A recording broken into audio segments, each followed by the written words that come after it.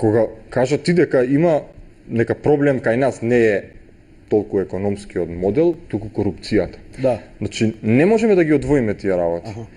Значи, околностите ги прават луѓето да се коруптивни.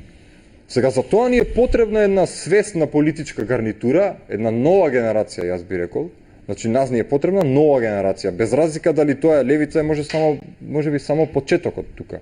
Нас ни се потребни нови генерации од сите ешалони на општеството. Значи, дали од интелектуалната класа, дали од албанскиот дел, дали од периферијата на Македонија. Значи, буквално како ќе поделиш сите по различни критерии, потребни се нови генерации кои што ќе дојдат и кои што ќе расчистат со сите работи кои што досегашниот политички естаблишмент ги спроведува, а кои се исти за сите. Односно, они се научени на таа коруптивна околност и што викаш дека луѓето више од толку корупција веќе нормално име, оти и они викаат дека се надевам дека ќе дојдам и јас на позиција и јас да направам, пошто ме разбираш, значи немаат државна свесност. Новите генерации веќе гледаат дека значи различно е од 90-тите натаму, особено сега со коронавирусот, новите генерации гледаат дека надвор не може они да бидат слободни како дома што се.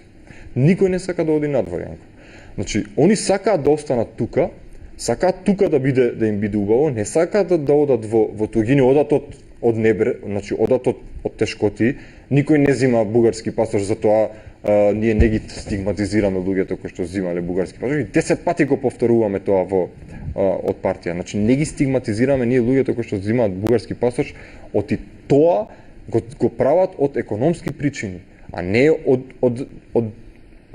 сега доведени сме до ситуација да ни наметнат дека ете имате луѓе кои што взимаат бугарски пасош и сега тие се бугарско малцинство и такви работи. Тоа е веќе една меѓународна политика што е многу прљава во тој аспект и нефер и неморална. Но работата е тука луѓето сакат да останат, особено сега со коронавирусот гледаат дека надвор не се баш така јасни перспективите за странец.